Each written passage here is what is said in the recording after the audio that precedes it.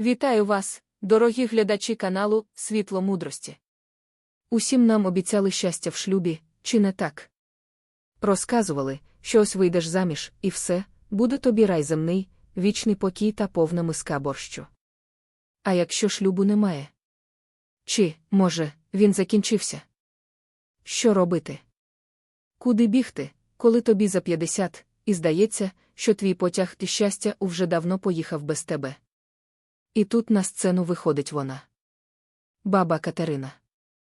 Її секрети у ніхто не чекав, але вони змусили замислитися багатьох. Отож вперед. У старому Львові, у приватному секторі, де вулички вузькі, а кожна хатка має свою історію, жила баба Катерина. Їй було 80, але вона трималася так, ніби їй 55. Гострий погляд, іронічна усмішка і якась дивна, магнетична енергія. Чутки про неї ходили дивні. Мовляв, вона знає секрети дошлюбного щастя. І до неї вишиковувалися цілі черги. Жінки, яким давно за 50, а то й за 60. Деякі після розлучення, деякі вдови, а дехто і ніколи заміж не виходив, але завжди мріяв. Вони приходили з надією в очах, що баба Катерина дасть їм чарівну пігулку, замовляння чи якийсь талісман, щоб змінити життя за 30 днів і, звісно ж, знайти того єдиного. Серед них була Галина Петрівна. Жінка близько 60. Її обличчя, хоч і посічене зморшками, досі зберігало сліди краси, але тепер воно було наповнене якимось тихим відчаєм і невисловленою надією. Вона була вдовою вже 5 років, діти виросли, а порожнеча вдома заїдала її зсередини. Їй дуже хотілося чоловіка. Не просто для побуту, а для душі, для тепла. Коли черга дійшла до неї, Галина Петрівна, затинаючись, почала: «Бабо Катерино, я так втомилася сама. Хочу чоловіка. Хочу знову відчути себе потрібною. Кажуть, ви знаєте, як оце змінити життя за 30 днів? Може, ви дасте якусь пораду?» Баба Катерина уважно подивилася на неї, а потім хитро посміхнулася. «Змінити життя? За 30 днів? Можна. Але рецепт мій не для слабаків. Це курс до дошлюбного щастя. Але без обіцянок шлюбу, зрозуміла. Щастя – це не те, що тобі дають. Це те, що ти сама собі створюєш. Іноді до шлюбу». Галина Петрівна була спантеличена. «Дошлюбне щастя?» Прошепотіла вона, не розуміючи. Але з цікавістю чекала наступних вказівок. Перше завдання від баби Катерини було напрочуд простим, але, як виявилося, нестерпним. «Перші 10 днів, Галинко, – сказала баба Катерина, – ти проведеш сама. Повна самотність. Ніякого інтернету, ніякого телевізора, ніяких дзвінків подругам. Просто спостерігай за собою. Пиши, що відчуваєш. Дивися, що в тобі живе, коли нікого поруч немає». Галина Петрівна була у відчаї. «Та як же ж так? Я ж сама. Мені ж нудно. Я ж чоловіка шукаю, а ви мені самотність». Але баба Катерина була непохитною. «Значить, так треба. Щоб знайти себе, треба спочатку загубитися від усіх інших. А потім вже й від себе». Ці 10 днів були для Галини Петрівни справжніми тортурами. Спочатку вона ходила по квартирі, не знаходячи собі місця. Вмикала радіо, згадувала слова баби Катерини, вимикала. Хотіла подзвонити сусідці, зупинялася. Їй було нестерпно нудно, а потім почалися страхи. Вона стикалася зі своїми невирішеними питаннями про прожите життя, про втрачені можливості, про страх старості наодинці. Вона виявила, що все життя шукала щастя зовні, у чоловікові, у дітях, у громадській думці. А тепер, наодинці, вона розуміла, наскільки порожньою є її душа, коли ці зовнішні опори зникають. Вона плакала. Плакала від самотності, від розчарування, від злості на себе. Вона хотіла все кинути, втекти. Через 10 днів Галина Петрівна повернулася до баби Катерини. Вона виглядала втомленою, роздратованою, але вже трохи іншою. Якась внутрішня напруга спала з її обличчя. «Ну і що це дало?» – майже кричала вона. «Ще більше самотності. Ще більше розуміння, що я нікому не потрібна». Баба Катерина посміхнулася. «Добре. Значить, прийшов час для другого кроку. Для танцю з минулим. Друге завдання, Галинко, сказала баба Катерина, буде болючим. Ти напишеш листи прощання. Усі свої образи, всі втрачені можливості, усіх колишніх чоловіків, що залишили тобі біль. Усі свої розчарування. Все, що болить. Вилий це на папір. А потім спалиш. Все до останньої іскри. Галина Петрівна здригнулася. Але ж це знову копатиме рани. Я не хочу. Хочеш чи не хочеш, баба Катерина була непохитною. Без очищення не буде місця для нового. Треба відпустити те, що тягне тебе назад. Якби тебе не тягнуло, ти б вже була щасливою, чи не так? Галина Петрівна повернулася додому. Завдання здавалося їй жорстоким. Вона взяла папір і ручку. Спочатку слова не йшли. Потім вибухнули, як прорвана гребля. Вона писала про чоловіка, який пив і зраджував. Про сина, який забув про неї. Про подругу, що зрадила. Про нездійснені мрії, про втрачену молодість, про ті роки, коли вона терпіла, а не жила. Вона плакала, писала, знову плакала. Лист був довгим, мокрим від сліз. Це був лист, наповнений болем, злістю, розчаруванням. Але коли останнє слово було написане, вона відчула дивне спустошення. І потім вона спалила його. Спалила кожен листочок, дивлячись, як її біль перетворюється на попіл. Це було боляче, але це був справжній катарсис. Вона звільнялася від вантажу минулого, який тягнула на собі роками, ніби це був її невід'ємний скарб. Коли вона повернулася до баби Катерини, на її обличчі була якась дивна суміш спустошення та полегшення. Вона виглядала стомленою, але водночас легшою. «Я спалила», – тихо сказала вона. «Все. Що тепер?» Баба Катерина посміхнулася, і в її очах блиснули вогники. «Тепер, Галинко, час для найважливішого уроку. Час знайти твій власний, справжній голос». «Отже, Галинко», – промовила баба Катерина, дивлячись на Галину Петрівну, яка, здавалося, вже трохи інакше дихала. «Останні 10 днів. І це найважливіше. Ти проведеш ці дні, займаючись лише тим, що приносить тобі справжнє задоволення. Ось просто те, чого душа бажає.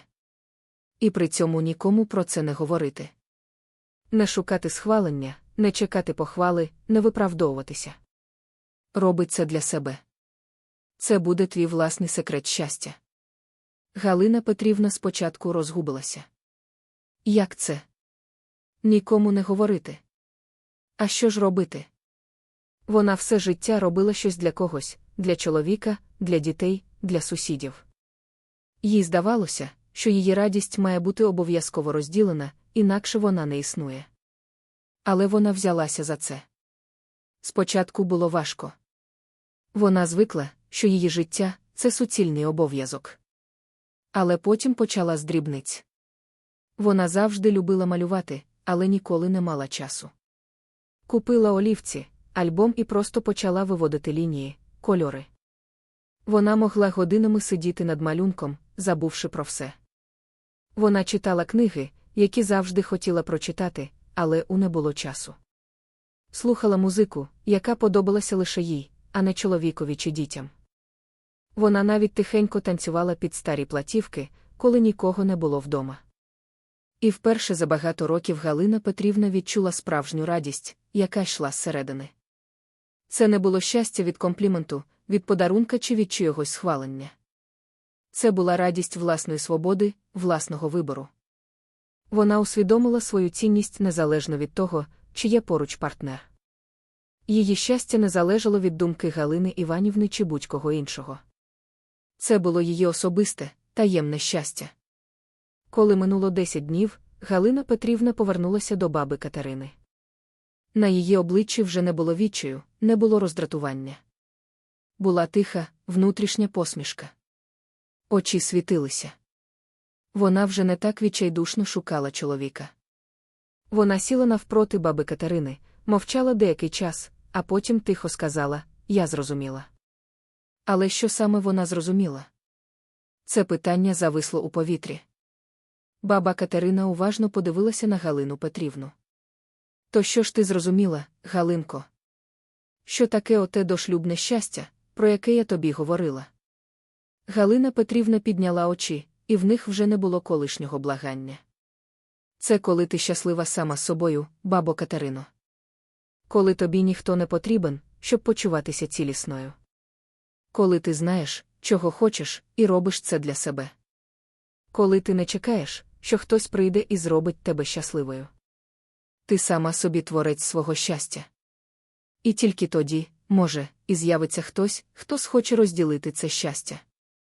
Але вже не стане його джерелом». Баба Катерина сумно, але водночас гордо усміхнулася. «Правильно, Галинко. Правильно. А тепер я розкажу тобі свій секрет. Секрет мого дошлюбного щастя. Я ніколи не була одружена».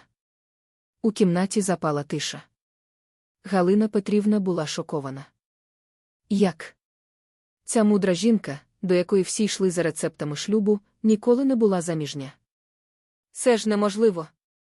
«Так, Галинко», – продовжила баба Катерина, її голос був спокійним, але в ньому відчувалася вся гіркота пройденого життя. «Мене все життя називали старою дівою. Засуджували, жаліли, шукали причину. Мовляв, якась я не така. Я теж боролася з цим соромом. Хотіла заміж, хотіла, щоб було і як у всіх. Але не судилося. І саме ця усамотність змусила мене шукати щастя всередині себе. Я готувалася до шлюбу, але не до шлюбу з чоловіком. До шлюбу з собою. Вчилася себе любити, себе поважати, себе розуміти. Вчилася бути щасливою наодинці. Бо іншого виходу не було. Це була гірка правда, яка різала слух. Вона не давала надії на принца на білому коні. Вона давала надію на інше, на свободу. Свободу бути щасливою, незалежно від зовнішніх обставин. Баба Катерина все життя була дошлюбною, і це дало їй ту мудрість, якою вона ділилася. Її дошлюбне щастя було її єдиним можливим щастям. Я йшов вулицями Львова разом з Галиною Петрівною. Вона виглядала іншою. Спокійною, з якоюсь внутрішньою силою, що раніше їй бракувало. Вона більше не говорила про пошук чоловіка. Вона говорила про свій новий малюнок, про книгу, яку прочитала, про те, як добре було самій. Ця історія не дала відповіді на питання, чи вийшла Галина заміж. Це питання стало неважливим. Важливо було те, що вона знайшла спокій у собі. Вона зрозуміла, щоб змінити життя за 30 днів, це не про пошук чоловіка. Це про те, як жити без нього, але не відчувати себе неповноцінною. Це про те, як знайти своє власне, особисте щастя, яке ніхто не може дати і ніхто не може забрати. І ось ти сидиш, дорогий глядачу, і розумієш, 80-річна мудра жінка не дала рецепт для пошуку чоловіка, як би цього не хотілося багатьом. Вона дала рецепт для життя без нього. Рецепт свободи. Свободи від суспільних очікувань, від стереотипів, від нав'язаних уявлень про те, яким має бути у жіноче щастя. Це рецепт самодостатності, який, можливо, є найважчим уроком. А чи готові ви його прийняти? Це питання залишається відкритим. Бо справжнє щастя – це не те, що нам обіцяють. Це не те, що ми бачимо в кіно чи в журналах. Це те, що ми відважуємося знайти самі. Навіть якщо воно не вписується в чужі рамки. Навіть якщо це означає бути дошлюбним все життя. І чи є у цьому таємниця? Таємниця у вашій сміливості бути щасливим на своїх власних умовах, незалежно від того, що про це скажуть інші. Отже, дорогі друзі, Ця історія про бабу Катерину та Галину Петрівну – це не просто розповідь. Це глибоке занурення у світ внутрішнього щастя, яке часто залишається прихованим за суспільними умовностями. Це нагадування, що справжнє звільнення починається з прийняття себе. Чи згодні ви з цим? Поділіться своїми думками, своїми історіями, своїми міркуваннями у коментарях під цим відео. Ваша думка важлива для нас і для інших глядачів каналу «Світло мудрості». А якщо ця розповідь торкнулася вашого серця, якщо вона змусила вас задуматися, не забудьте поставити лайк цьому відео, підписатися на канал «У світло мудрості» та натиснути на дзвіночок, щоб не пропустити нові, не менш глибокі та відверті історії. Дякуємо, що були з нами. До нових зустрічей!